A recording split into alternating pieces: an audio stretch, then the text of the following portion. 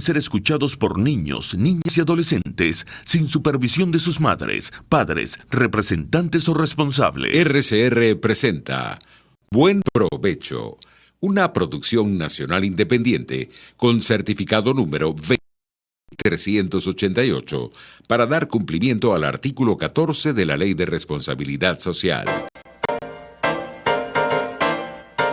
A partir de este momento, los invitamos a formar parte de esta mesa donde se componen y descomponen los problemas del país.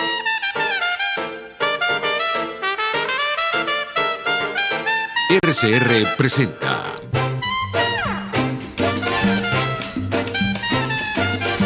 Buen Provecho.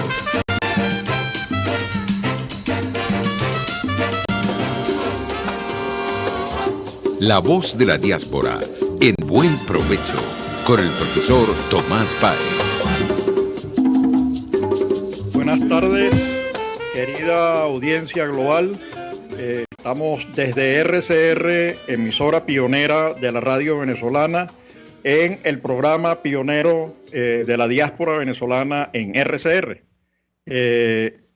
Bajo la conducción, la dirección de la estación de Jaime Nestares, quien es el director general de Radio Caracas Radio, la gerencia de producción a nombre de Wilitza Arcaya, en la producción Carla Sons, en los controles creo que está Gregorio González, en la conducción este servidor Tomás Páez. Pueden vernos en nuestras redes, escuchar y vernos a través de YouTube, en nuestra plataforma digital rcr.tv, en Periscope nos consiguen en RCR 750. Hoy vamos a tener un programa de lo más movido, porque estamos además en dos continentes, estamos entre Europa y Estados Unidos trabajando con dos investigadoras, pero antes de presentarlas, que son muy interesantes, vamos a escuchar cosas muy interesantes, además datos y anécdotas de los resultados de investigación. Quisiéramos dejar algunas cositas en tiempos de coronavirus, porque de verdad que es imposible no tocar el tema.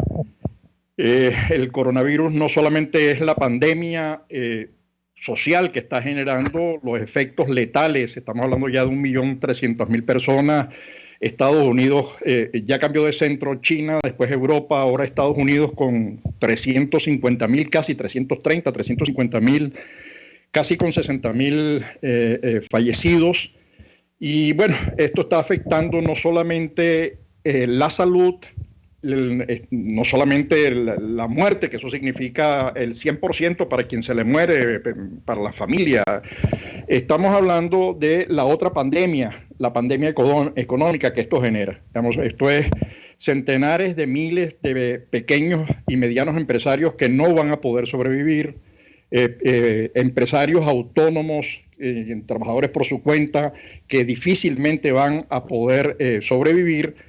Y esto no va a poder resolverse desde un solo país. Esto va a requerir un concurso global. Todo el mundo ya está comenzando a pedir, más que a pedir, es a plantear la necesidad de atender esta crisis humanitaria que se está generando. Eurobonos, recursos frente al Fondo Monetario Internacional, el Banco Mundial, la CAF, el Banco Interamericano de Desarrollo, etcétera, etcétera. Entonces, este panorama además agarra perfectamente descolocada a Venezuela, terriblemente descolocada. Uno, la producción petrolera en mínimos, estamos hablando, no sé, 700, 800.000 barriles día, pero además con una caída en los precios del petróleo de una manera bestial, pero además con una disminución en el consumo en el plano internacional, producto exactamente de la caída de toda la actividad económica, de la oferta y la demanda, ¿no? Pero además agarra a Venezuela descolocada en su sexto año consecutivo de decrecimiento. Estamos hablando de que el Producto Interno Bruto, de acuerdo a lo que decía Oliveros, creo que es Asdrúbal, estamos hablando de una caída del 25% para este año, pero estamos hablando de un acumulado muy fuerte. Esto es desempleo, esto es más informalidad, esto es más dificultades para recuperar el país. Dos cositas más. El tema de Ecuador, las imágenes que están llegando son terribles, preocupantes. Ojalá y se logre parar esto de estar, yo no sé si son ciertos esos videos que se han hecho virales. Y la última cosita antes de entrar al programa, digo de plano con nuestras dos invitadas, es la declaración de la alcaldesa de Bogotá, diciendo que Venezuela le cuesta mucho. Primero, nosotros le agradecemos al gobierno colombiano, a Duque y al presidente anterior y a la sociedad colombiana cómo han recibido a casi 2 millones de venezolanos. Eso hay que quitarse el sombrero. De verdad que ha sido todo un apoyo. La verdad que nos han dado todo a las parturientas, han vacunado a nuestra gente, le han dado salud, educación, y se lo agradecemos desde lo más profundo de nuestra alma. Que lo sepan así, y tienen en su vecino un tremendo aliado, como siempre lo han tenido, como lo tuvieron cuando los recibimos en Venezuela. Pero además a la alcaldesa se le olvida una cosita interesante, que es que la diáspora venezolana no solamente consume recursos, no es solamente que ella nos está dando o que la sociedad colombiana nos está dando, es verdad, es que también la sociedad venezolana, la migración venezolana le está dando a la colombiana, como lo acaba de decir el Fondo Monetario Internacional, el 0.3% del PIB colombiano crece gracias a la migración venezolana, pero además genera empleo, genera riqueza, toda la actividad petrolera, el aporte. Entonces hay que ver la otra dimensión, no solamente lo que se debe, digamos, que le debemos a la sociedad colombiana, medicina, salud, maestros, metros cuadrados por escuela, etcétera, etcétera, para atender a nuestros niños, sino también recordarle a la alcaldesa que el gobierno colombiano nos ha tratado muy bien y que reconoce el aporte que hace la diáspora, porque la diáspora no es el problema, es parte de la solución. Como dice además la institución, la Universidad del Rosario, con el Observatorio Venezuela desde hace ya unos cuantos años. Tenemos dos invitadas de lujo, Beatriz Padilla y Magdalena López. Coordinan un proyecto de investigación. Si les leo el currículum va a ser demasiado largo, así que nada más les voy a rescatar 3 cositas del currículum para arrancar con lo que están haciendo, que es muy interesante, un proyecto de investigación sobre la diáspora. Han hecho entrevistas a profundidad, están trabajando además en varios países en paralelo. Beatriz es profesora, además trabaja en la Universidad del Sur de la Florida. Están desarrollando una investigación con la Fundación Kellogg y el Instituto Internacional de Estudios de la Universidad de Notre Dame. Y nuestra querida Magdalena, además, está ahorita en este momento en Portugal. Ella es trinacional, es decir, es venezolana, vive en Portugal y también en Estados Unidos trabajando en esta investigación junto a Beatriz, ¿no? Son ambas doctoras, etcétera. Digamos, no quiero como invertir mucho tiempo allí, sino que nos echen el cuento rápidamente de lo que están haciendo y, bueno, ustedes decidan con quién comienza a presentar el proyecto. Quizás, Beatriz, que tienes una mirada más global, porque has estado haciendo trabajo de campo también en Argentina y en Estados Unidos. Uh-huh. Bueno, muchísimas gracias por esta oportunidad. Para nosotras es realmente un placer y un honor poder compartir, digamos, algunas pinceladas, algunos pequeños resultados, aunque sean preliminares, de nuestra investigación. Faltó al currículum decir que ambas somos inmigrantes. Entonces creo que eso también nos pone en una situación tal vez especial al momento de entender los procesos migratorios. Bueno, el proyecto que desde la Universidad del Sur de la Florida se llama la crisis humanitaria de Venezuela, migración, trauma y resiliencia. Y creo que, como has dicho, en este momento estamos además viviendo otras crisis humanitarias que se juntan a la que ya Venezuela estaba viviendo, ¿no? En este proyecto lo que hacemos es aproximarnos, porque es un pequeño, digamos, con pocos recursos, pero hacer una aproximación cualitativa a la situación, a las historias, a las trayectorias de inmigración de venezolanos en 3 países. En Argentina, de donde soy originaria, aunque ya no vivo hace mucho tiempo, y donde nos hemos enfocado tanto en Buenos Aires como en Mendoza, 2 zonas diferenciadas, en Portugal y en Estados Unidos. la idea de conectar estos era pensando un poco no solo hacia dónde se dirigen los venezolanos, porque bueno, claro, también hubiera sido ideal poder tener a muchos otros países, incluyendo entre ellos, ¿no? Colombia, por ejemplo, y España. Pero bueno, por este momento nos limitamos a estos 3 países, pensando que también las políticas pueden tener una influencia, y entonces queremos saber qué influencias pueden tener estas políticas y políticas migratorias, sobre todo, y cómo los venezolanos se adaptan a cada una de estas sociedades de acogida, digamos. Entonces, hacemos y acompañamos a todo el proceso, digamos, de entrevistas en profundidad con venezolanos residentes en estos 3 países, también con un análisis de las políticas y un análisis de los medios de comunicación, porque también creemos que los medios de comunicación tienen un impacto o ayudan a formar cierta imagen sobre los inmigrantes, ya sea para bien o para mal. Pero entonces es importante considerarlos. Entonces creo que eso describiría nuestro proyecto en general. Y a lo mejor Magdalena quiere agregar algo. Bueno, nada, agradecer también por esta oportunidad de compartir un poco lo que ha sido nuestra experiencia el último año, haciendo entrevistas a la diáspora venezolana.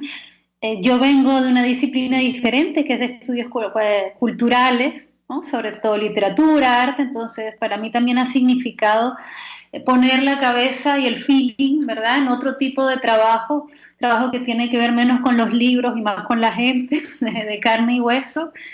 Y efectivamente, como dijo Beatriz, uno de los focos es Portugal. Yo vivo aquí la mitad del año, así que lo que nos propusimos con Beatriz el año pasado fue hacer varias entrevistas, un grupo relativamente pequeño, hicimos más o menos 20 entrevistas de vida. La mayoría de las personas, esto es un detalle interesante, la mayoría de la diáspora venezolana en Portugal no está en Lisboa, en la capital. Esto creo que es una diferencia interesante respecto a otras experiencias tanto en América Latina como incluso, ¿verdad?, en otros países de Europa. Y sabemos que tradicionalmente los emigrantes portugueses que salieron a Venezuela venían tanto de las islas de Madeira como del norte de Portugal. De modo que la tendencia es generalmente que los hijos o los nietos, los descendientes de estos inmigrantes portugueses están volviendo a esos lugares originales. Después se pueden mover a otros sitios. Ok, sí. Ahora vamos a un corte. Permanezcan con la idea porque queremos que nos echen el cuento de esas entrevistas. Además me gustaría aclarar algunas cosas sobre las entrevistas, pero digamos, para que se entienda la dimensión de lo que ustedes están haciendo. Ya nos vamos al corte y ya de regreso. Usted escucha Buen Provecho por rcr.tv, la radio que se ve. Sintonícenos a través de Periscope. @RCR750, la radio que se ve. Mis amigos, una empresa comprometida y responsable con su personal es una empresa segura, y Produzca es la compañía pionera en Venezuela que ofrece la mayor cantidad de equipos de comprobada calidad para garantizar la seguridad integral de toda la nómina industrial de cualquier empresa. El catálogo de Produzca es inmenso, todo tipo de guantes, cascos, accesorios y productos varios de protección para tu personal. Conoce más de Produzca en www.produzca.com. Produzca, seguridad en tu empresa de los pies a la cabeza.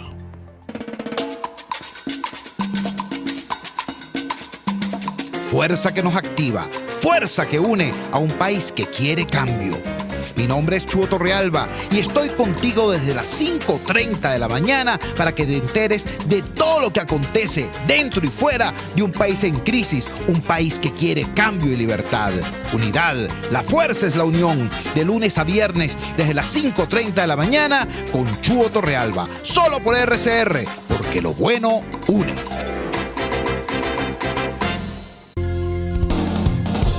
RCR 750 AM, porque lo bueno une.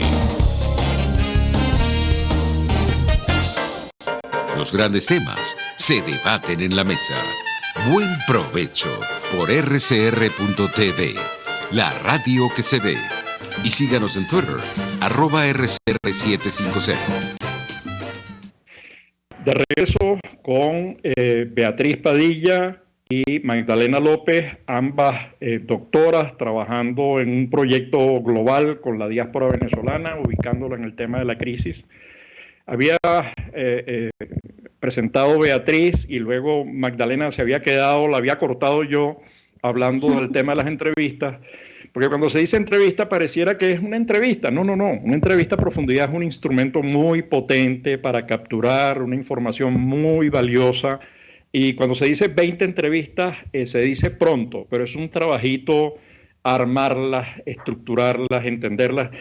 Me detengo. Que sea Magdalena la que nos explique y luego Beatriz complemente lo que significa y algunos de los hallazgos, por favor. Ok. Bueno, estaba contando un poco que la tendencia es que los descendientes de portugueses venezolanos están volviendo a esos lugares de origen, que no son la capital, que no son Lisboa. Llegan aquí a esos lugares que son principalmente, como mencioné, Madeira, las Islas Madeira y el norte de Portugal. Muchas veces es simplemente un lugar de tránsito hacia otro lugar, hacia, por ejemplo, España, u otros países de Europa. Pero es interesante constatar, y creo que esto es parte de las dificultades que a veces tienen los inmigrantes venezolanos cuando llegan a estos sitios, y es que están saliendo de ambientes eminentemente urbanos. Las personas con las que estuvimos conversando venían todas de ciudades venezolanas: Caracas, Barquisimeto, Maracaibo, Ciudad Bolívar, Cumaná, y cuando llegan a lugares, por ejemplo, como Madeira, que es una isla pequeña, relativamente cerrada, sienten un poco, digamos, este contraste de venir de un estilo de vida muy, muy urbano, muy moderno, a un lugar o a pueblos o a ciudades, ¿verdad?, que todavía siguen siendo cerrados y que conservan todavía muchos rasgos rurales, ¿no?, de la vida rural. Yo diría que esta podría ser una de las primeras dificultades que confrontan, ¿no? Los jóvenes, sobre todo, sienten que están como muy encerrados, que no hay que hacer nada de noche, que no hay una vida cultural intensa, que de pronto ciertos valores culturales más abiertos no son tan bien vistos allí. Esa sería una primera dificultad. Una segunda, yo diría que es la que tiene que ver con la lengua, y creo que esto nos atañe a todos los venezolanos en general. Nosotros somos básicamente monolingües. Yo creo que es una cosa muy transversal en la sociedad venezolana. La clase media venezolana tampoco muy pocas veces hablaba otras lenguas. Y cuando llegas a sitios como Madeira, no solo tienes el problema del portugués, sino que es una isla que básicamente vive del turismo. Entonces, se necesita, los empleados que se están buscando, la gente que puede insertarse en el mercado laboral, es aquella que puede lidiar con los turistas, que puede atender a los turistas, es decir, que habla alguna lengua como el inglés. Entonces esa sería una segunda dificultad en lugares como Madeira o como el norte de Portugal. Otra tercera dificultad que tiene que ver con Portugal, lo hemos conversado bastante con Beatriz, es la dificultad para revalidar los títulos, los certificados académicos, médicos. Les cuesta mucho. Tengo entendido que es más fácil en España. Aquí en Portugal se hace sumamente engorroso, los procesos burocráticos son interminables. Y el resultado es que tenemos una cantidad de profesionales inmigrantes venezolanos o luso-descendientes, como los llaman, que no se pueden insertar al mercado de trabajo en lo que ellos están haciendo. Entonces, básicamente están trabajando en servicios tipo masajes, restaurantes, algunos que vienen con su propio capital, abren panaderías, pero digamos que están atados en ese sentido. Y una tercera y alguna otra dificultad, claro, eso también lo comentamos. Nosotros hicimos una muestra de entrevistas con gente de edades muy dispares, ¿no? Llegamos a entrevistar adolescentes, algunos menores de edad, y llegamos a entrevistar gente que ya está sobre los 65, 66, 70 años. Con los más jóvenes hubo muchas quejas de bullying en las escuelas, en los liceos, ¿no? porque son diferentes, porque no hablan bien portugués, entre comillas, porque tienen acento, etcétera, etcétera. Esto, cuando hicimos las mismas preguntas a personas de mayor edad, generalmente a mayor edad se quejaban menos de eso, se sentían más integrados. Pero mientras más jóvenes sentían esta especie de segregación, digamos, sobre todo en las instituciones educativas. Así que yo diría que esas son como las dificultades. Y lo que todos agradecen inmensamente en Portugal y aprecian es la calidad de vida y la tranquilidad. Claro, que es el tema de la seguridad. Ahora, ¿eso mismo se repite también para Argentina y para Estados Unidos o hay variaciones? Beatriz. A ver, yo lo que le agregaría a lo que ha dicho Magdalena, porque es que exactamente todo esto que ella resalta muestra que las políticas que son, digamos, bastante abiertas y amigables, tanto las de integración como las de migración, no alcanzan a resolver los problemas. O sea, porque la mayoría de los venezolanos, o muchos de ellos, inmigran de forma legal, porque incluso tienen papeles portugueses, pero eso no les salva ni los, digamos, no resuelve los problemas. Y esto sí, realmente lo que más nos chocó, lo que más nos emocionó en el sentido de las entrevistas que se volvieron muy, muy emotivas, fueron con los jóvenes, ¿no? Porque ellos la sufren mucho.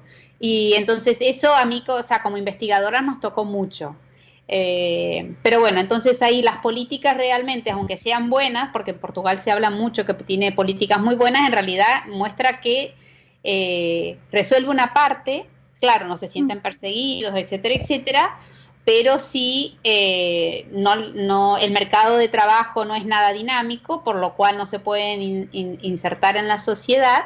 Y justamente ni siquiera a veces son valorados en el sentido de venir a dar la respuesta a un problema específico que puedan tener y que, por ejemplo, el año pasado, en cuanto estábamos en Madeira, era la falta de profesionales de salud. Siendo que en Madeira había, por decir un número, según nos informaron, unos 40 médicos, o sea, Madeira es muy pequeño, ¿no? 40 médicos de primera línea venezolanos, luso-venezolanos, que no podían trabajar y que incluso algunos que estaban ya hace algunos años y que realmente se estaba perdiendo esa oportunidad cuando el Sistema Nacional de Salud necesitaba médicos urgentes. Y no se hicieron, digamos, programas que ya lo han hecho anteriormente de equivalencias. Hay una forma de hacer unas equivalencias como más rápido, ¿no? Sobre todo para dar respuesta a la crisis, y no se hizo.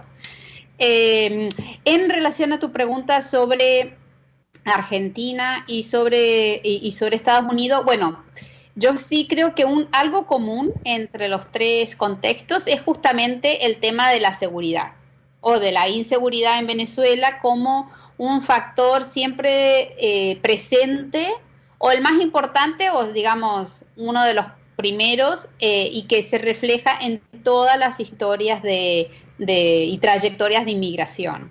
O sea, esa normalización que existe a la violencia, a lo mejor en Venezuela, y que las personas se sienten mucho más a gusto, tranquilas, en los países donde han ido, ya sea Portugal, tanto como Argentina y Estados Unidos. Y esto es interesante porque...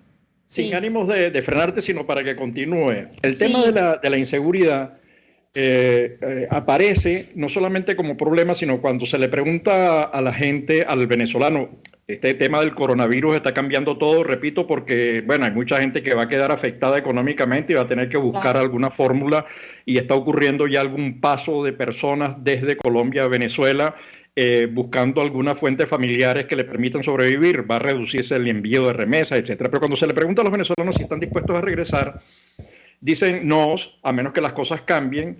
Y una de las cosas que responden cuando le preguntas qué cosas quisieras que cambiasen, uno de los temas es la seguridad. Digamos, la seguridad aparece, uno, como explicación para irse, y luego como razón para el retorno, ¿no? Totalmente. Pero yo creo que, o sea, para nosotros lo interesante fue cómo a veces ellos mismos habían normalizado o normalizan de cierta forma esa violencia. Era como el haber sufrido secuestro, el haber sufrido asalto, era como lo normal. Entonces sí, ahora lo contaban como digamos, algo que los llevó a emigrar, pero no lo tenían a veces tan claro, ¿no? Y cuando llegan a otros países, y yo digo, el caso puede ser interesante comparar a Argentina, porque los argentinos también siempre se quejan de los niveles de inseguridad, claro que no tienen ni punto de comparación, y cuando llegan a Argentina justamente lo que más hablan es de la seguridad o de la tranquilidad, etcétera, etcétera. El mismo caso en Estados Unidos.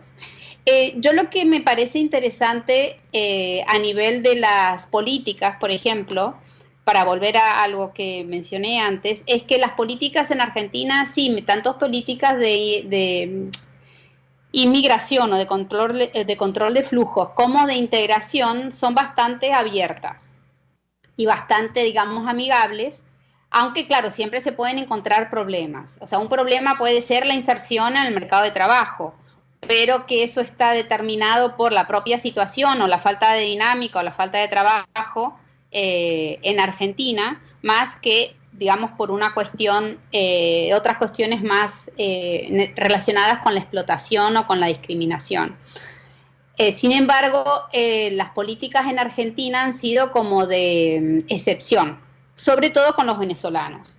Entonces, si bien entre los periodos anteriores de gobierno en Argentina, en 2004-2005 se da una ley migratoria, digamos, excepcional, muy abierta, etcétera, etcétera, con la llegada de Macri al poder, a lo cual muchos venezolanos sí son o se han mostrado más afines, se endurecen un poco las prácticas y algunas normas migratorias. Sin embargo, no necesariamente se aplican a los venezolanos. Entonces, los venezolanos son pocos los que piden refugio, porque ellos, o sea, pueden entrar con documentos, incluso con documentos vencidos, se facilita todo eso.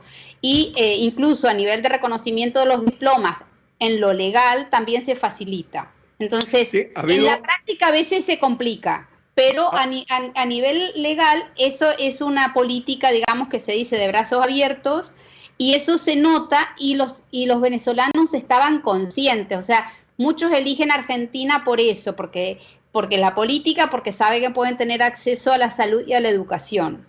O sea, el análisis del venezolano es un análisis detallado, no se va a cualquier lado, aunque esté huyendo, digamos, aunque salga.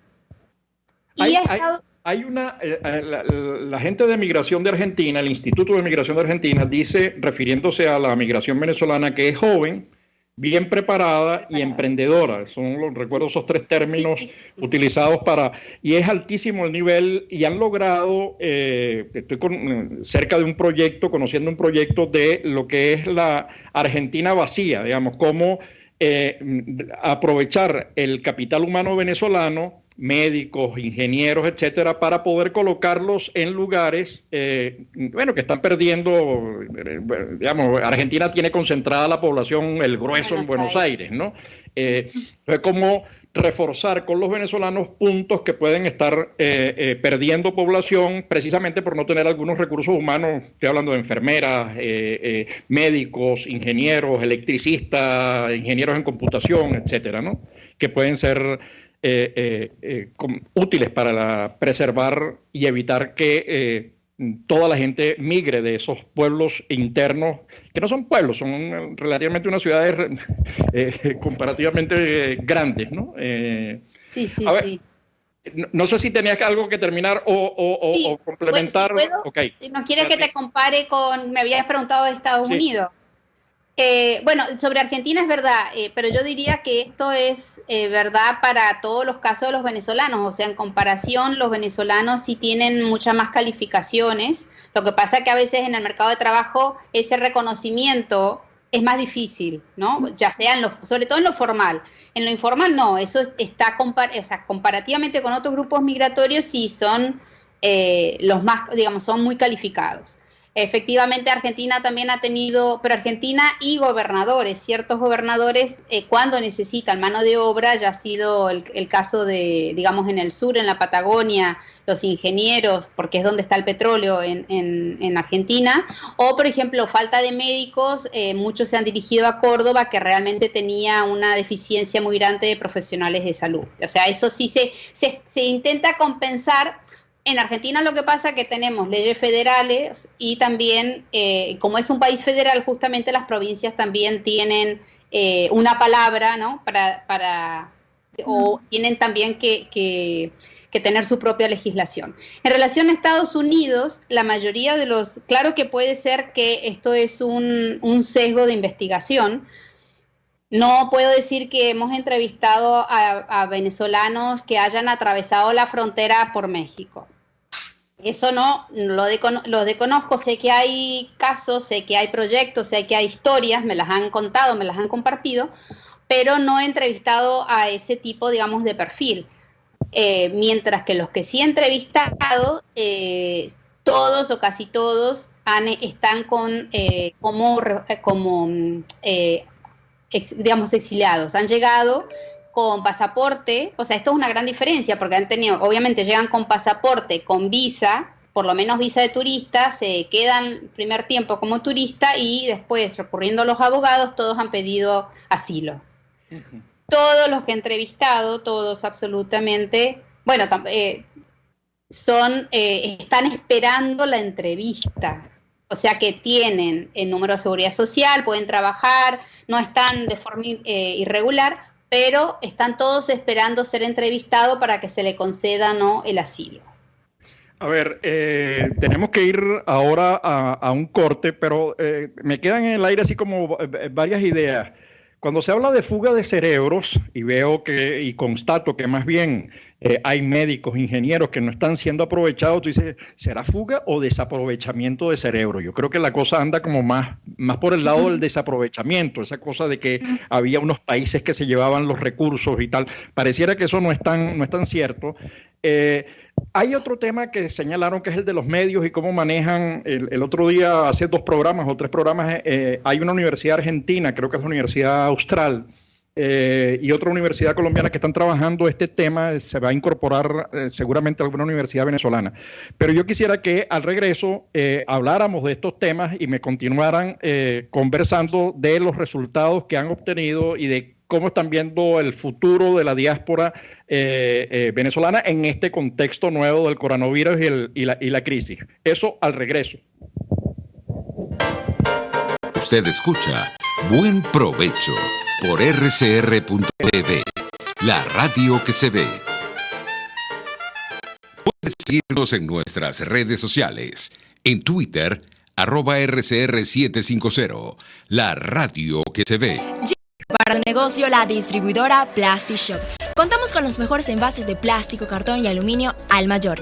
PlastiShop tiene para tu negocio cajas para pizzas y tortas de todos los tamaños, envases para sushi, soperos en Emboplast, discos dorados y una gran variedad de platos plásticos y de cartón. Somos la distribuidora con más variedad del país. En PlastiShop tenemos las bolsas más resistentes del mercado. En PlastiShop pensamos en tu facilidad. Estamos ubicados en Chacao, en la avenida Cecilia Costa con calle Páez. Hacemos envíos en todo el país. Síguenos en Instagram, @PlastiShopVE.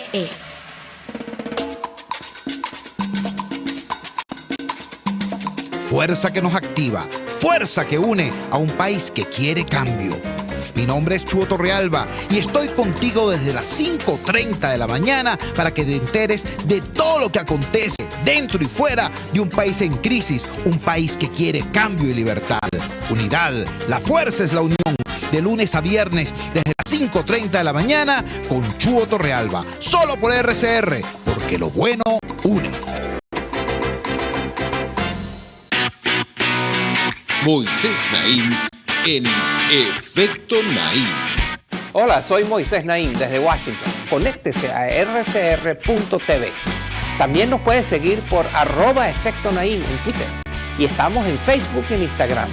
Y no olvide que puede disfrutar todos los contenidos del programa cuando usted quiera, suscribiéndose a nuestro canal de YouTube. Nos vemos en la radio. Los miércoles y viernes a las 7 de la noche. Solo por RCR 750 AM. Una palabra bien dicha y en el momento oportuno puede hacer la diferencia. Palabras sueltas pueden no significar nada, pero juntas pueden mover el mundo. Palabras más o menos me estás dejando. Descúbralas junto a una periodista intrépida, incisiva y audaz, María Alejandra Trujillo en Palabras más, palabras más, palabras menos. Palabras más, palabras menos. De lunes a viernes, a partir de las 7 de la mañana, por RCR 750 AM. Palabras más, palabras más, palabras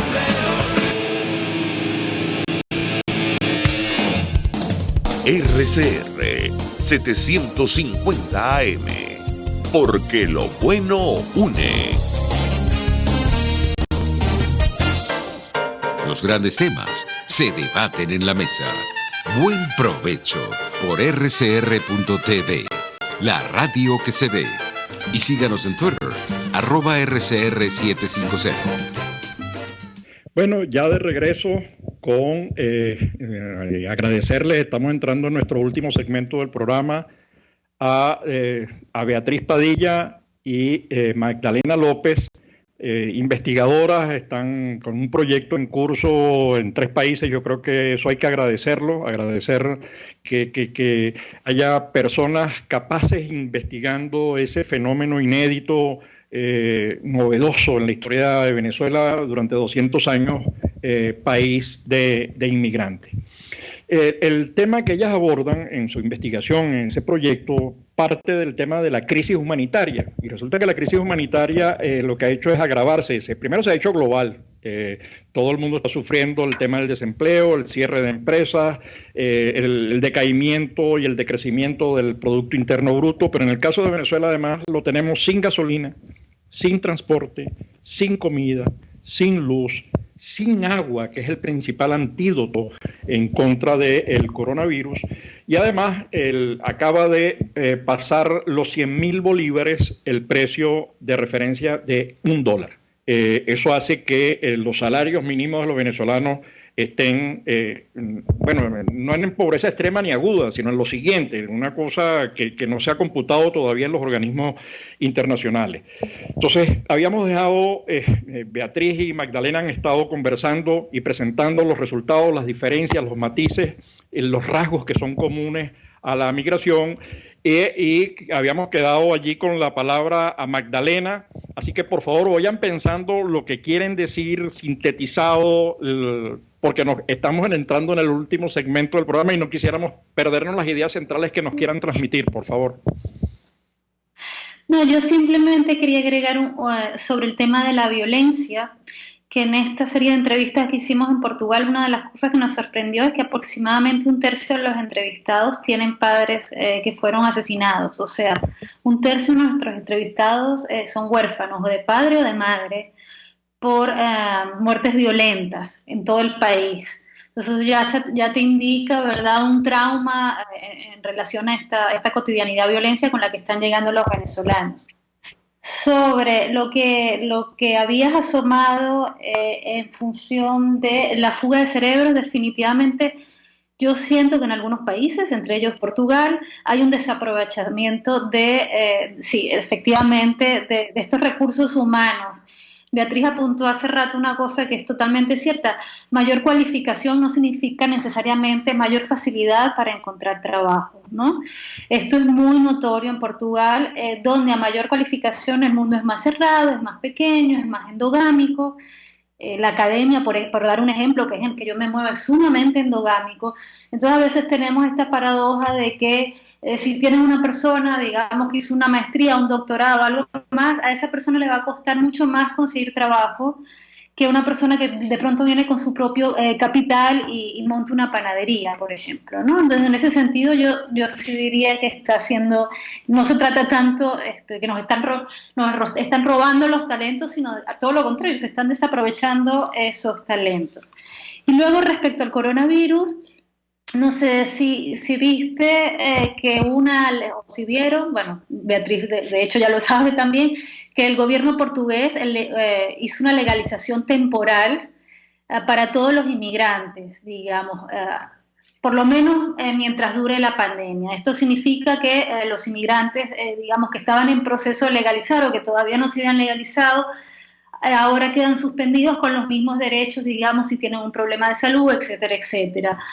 Esto creo que sería una coyuntura muy buena para empezar a plantearnos más en términos de leyes, si esto se pudiera extender o si se pudiera inclusive facilitar una vez que pasemos esta crisis del coronavirus, la legalización de los papeles, ¿no? O sea, aquí es relativamente fácil, pero sigue siendo engorroso en términos burocráticos, sigue siendo muy engorroso.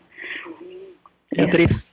Sí, bueno, sobre la fuga de cerebros o el desperdicio de cerebros, yo pienso, bueno, obviamente desde la perspectiva de Venezuela sí que hay una fuga de cerebros o una pérdida increíble. A nivel de los países de recepción, creo que es un desperdicio, y esto es claro en los tres países, en estos tres contextos. Si bien algunos tienen alguna facilidad de insertarse en el medio, en su profesión o en su rubro, etcétera, etcétera, muchos no. Si bien que lo que yo diría en Argentina es muy pronto para saber, se ha facilitado, como dije, reconocimiento de los diplomas, pero eso no es lo único que importa, porque una vez pasado, la limitación legal, viene la efectiva en el mercado de trabajo. Y en este momento, o sea, con la pandemia, la economía está parada y desde hace un tiempo también Argentina está en crisis. ¿Qué pasa? Muchos, o sea, pueden ser, los venezolanos sí puede ser, son creativos y tienen una forma de ser emprendedores, lo hacen, pero cada vez llegan personas con menos recursos, entonces también estamos viendo un cambio del perfil. ¿Siguen siendo calificados? Sí, pero después esta inserción en el mercado de trabajo no es tan facilitada.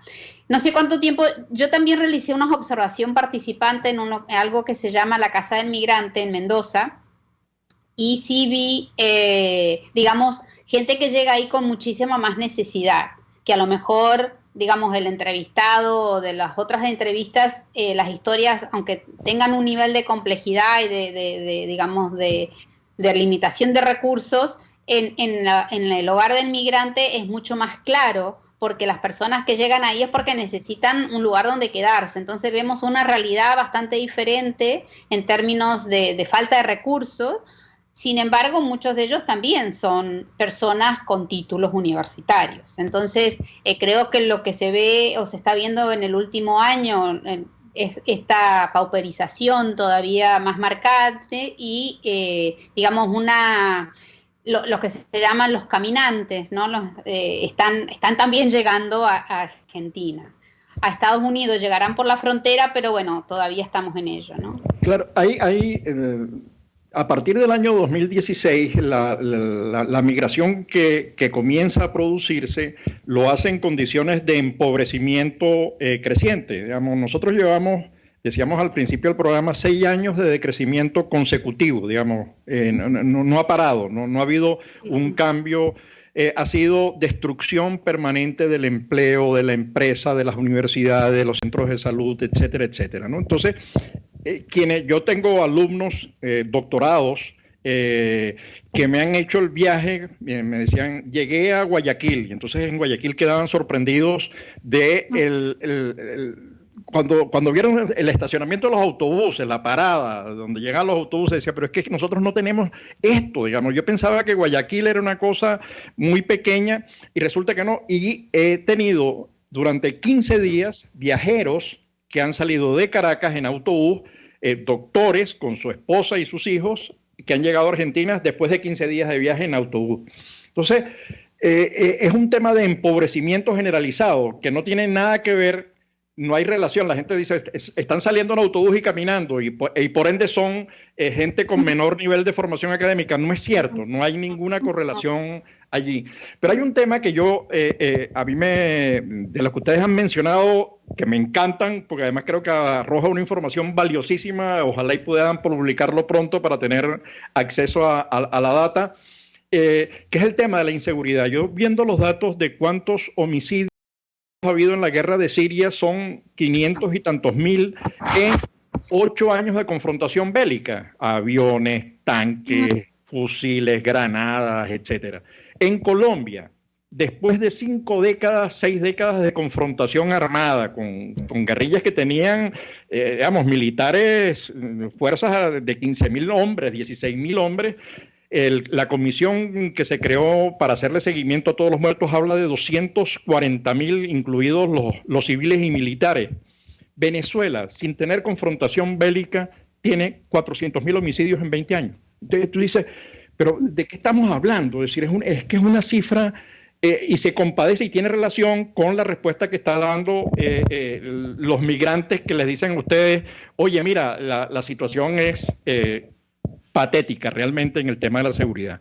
Nos quedan 2 minuticos, así que por favor, lo que nos quieran decir, que nos quieran transmitir rápidamente, hagan una síntesis. ¿No? Bueno, yo quiero agradecerte a ti, Tomás, por esta oportunidad, a Beatriz y a mí, de poder expresar un poco lo que hemos venido trabajando. Llevamos un poco más de un año, estamos incipientes, pero nuestra idea es seguir, expandir también a otros países. Nos parece súper importante empezar a hacer comparaciones más allá de estos 3 países. España, como dijo Beatriz, y Colombia son 2 países fundamentales para hacer estas comparaciones. Y agradezco también este espacio, porque ahora que estamos todos dispersados por el mundo, esta es como la oportunidad que tenemos de hacer llegar nuestra voz y lo que estamos trabajando, incluso montar redes de solidaridad, más allá de los ámbitos académicos en los que estamos siempre 3 o 4 profesores hablando entre nosotros sin que haya ninguna consecuencia, digamos, o algún impacto sobre las comunidades con las que estamos trabajando. Así que muy agradecida por esta oportunidad.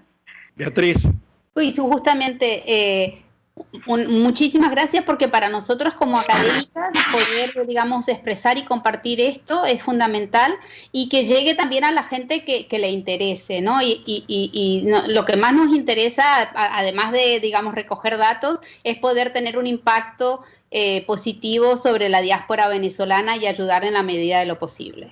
Bueno, nosotros de verdad agradecidos por el tiempo, agradecidos a Beatriz y a Magdalena por el trabajo que están haciendo, pero además agradecido porque los resultados de esa investigación van a ser útiles para el diseño de políticas, para la reflexión sobre los temas de cómo trabajar con la diáspora, para el trabajo que deben hacer las regiones y localidades, e incluso para el trabajo que tiene que hacer la propia diáspora para impulsar cosas como homologación de títulos y pensar en estrategias de articulación, así como Europa pensó en algún momento en homologar a través de los programas, ¿cómo se llama el programa ese que articula toda la formación, que establece el grado común en todos los países europeos? Eso tiene un nombre, el programa Boloña. Nosotros deberíamos pensar en un programa, no sé cuál, pero ¿con qué nombre? Andrés Bello, no sé cuál, para homologar todo este tema en Latinoamérica, que mucho lo necesitamos, porque nuestros médicos en Portugal, nuestros médicos en Estados Unidos, y la próxima semana tendremos uno desde Florida, están trabajando y están poniendo a su disposición, nuestras enfermeras están poniéndose a la disposición de los países para ofrecer sus conocimientos y capacidades y atacar el tema del coronavirus. Así que muy agradecidos por el tiempo que nos han cedido para compartir su experiencia y sus resultados. Gracias, Beatriz. Gracias, Magdalena. Muchas gracias, Tomás. Sí, agradecidísima. RCR presentó Buen Provecho. Síganos en Twitter en @RCR750. RCR 750 AM, porque lo bueno une. RCR presentó Buen Provecho, una producción nacional independiente con certificado número 22.388 para dar cumplimiento al artículo 14 de la Ley de Responsabilidad Social. RCR 750 AM, porque lo bueno une.